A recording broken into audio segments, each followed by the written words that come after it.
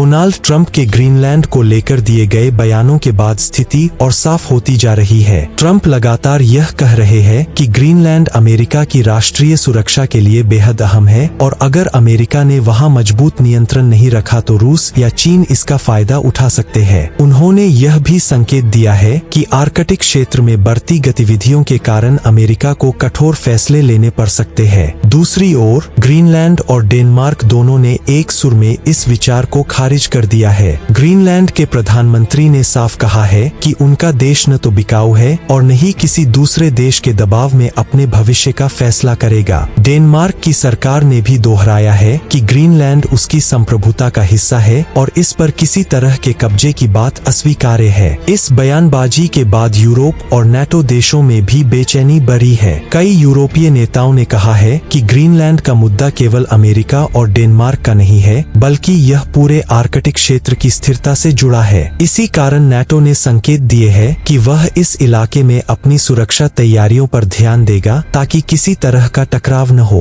Greenland में रहने वाले आम लोग भी इन बयानों से चिंतित है। स्थानीय नेताओं और नागरिकों का कहना है कि वे किसी महाशक्ति की राजनीति का मोहरा नहीं बनना चाहते। उनके लिए सबसे अहम चीज शांति, आत्मनिर्णय और स्थिर भविष्य है। फिलहाल स्थिति यह है कि ट्रंप अपने बयान पर अड़े हुए हैं, जबकि ग्रीनलैंड और डेनमार्क पूरी मजबूती से अपने रुख पर कायम है। आने वाले दिनों में यह देखना अहम होगा कि क्या यह मामला सिर्फ बयानबाजी तक सीमित रहता है या फिर अमेरिका और यूरोप के रिश्तों। तो फिलहाल ग्रीनलैंड को लेकर हालात यही है। ट्रंप के बयान ने दुनिया का ध्यान आर्कटिक क्षेत्र पर खींच लिया है, लेकिन ग्रीनलैंड और डेनमार्क साफ कह चुके हैं कि वे किसी दबाव में नहीं झुकेंगे। अब देखना ये होगा कि यह मामला सिर्फ बयानबाजी तक सीमित रहता है या आने वाले समय में वैश्विक राजनीति में कोई बड़ा मोड़ लाता है। आप इस पूरे मुद्दे को कैसे देखते हैं? अपनी राय नीचे कमेंट में जरूर लिखिए। ऐसी ही ताज़ा और भरोसेमंद खबरों के लिए चैनल को सब्सक्राइब करें। हम फिर मिलेंगे अगली बड़ी अपडेट के साथ।